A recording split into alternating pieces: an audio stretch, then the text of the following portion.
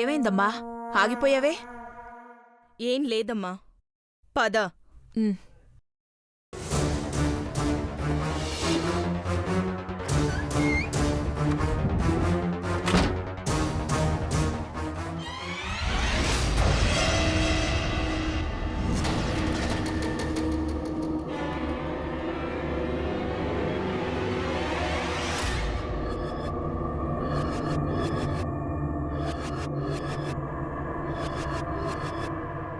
ఇంటికి రమ్మనగానే రానని పేచి పెడతావేమోనని చాలా కంగారు పడ్డాం.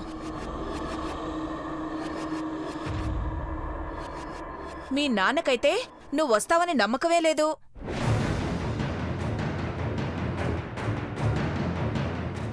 నా మీద నమ్మకం లేదా నాన్నా? అలా ఏం కాదమ్మా. నువ్వు కూడా మన ఇంటికొస్తే మాకు కూడా తోడుగా నీడగా ఉంటావేమోనని. నిజంగా నీడలాగే ఉంటాను. నన్ను నమ్మండి నాన్నా.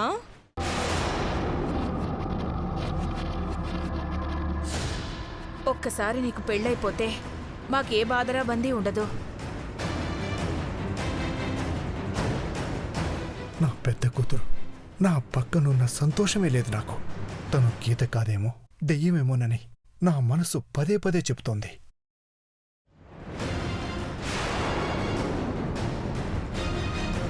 ఇందాకటి నుండి గమనిస్తున్నాను. ఏమైంది నాన్నా? ఎందుకలా చూస్తున్నావు? నీకు కూడా పెళ్ళై నువ్వు అంజలి పిల్ల పాపలతో సంతోషంగా ఉండాలనే అమ్మా మా చివరి కోరిక. త్వరలోనే మీ చివరి కోరిక తీరుతుంది నాన్నా. చూసారా గీత పెళ్లికి కూడా ఒప్పుకుంది. నా తల్లే, నా బంగారమే, ఎంతగా మారిపోయావమ్మా. నా బుజ్జే, నా బంగారమే, నిన్ను అర్థం చేసుకోలేదే. నువ్వు నా బంగారానివి, నా చిట్టి తల్లివి. మీ నాన్న కూడా నిన్ను అర్థం చేసుకోలేదు.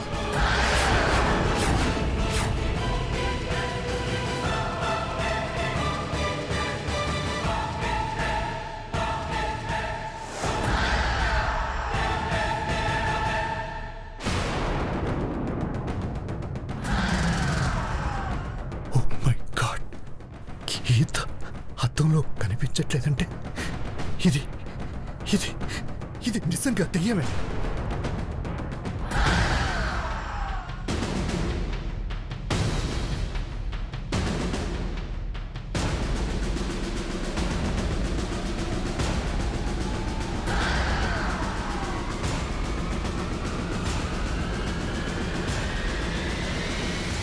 చెమటలొస్తున్నాయేంటి నాన్నా?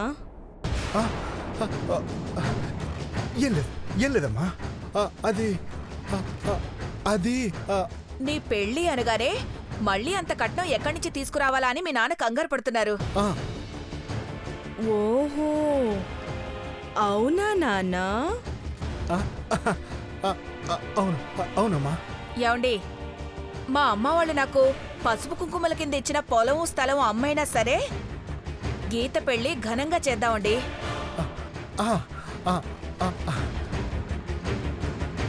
అమ్మా, దానికంటే ముందు ఇంట్లో ఏసీ ఆన్ చేయి. నాన్నకి చెమటలు పడుతున్నాయి. చెమటలు తుడుచుకో నాన్నా. కర్చీఫ్ ఉందా? లేకపోతే అమ్మ కొంగుతో తుడుచుకుంటావా? ఏంటి ఆ మాటలు? సర్లే, లోపలికి పదా. పదా. అయ్యో,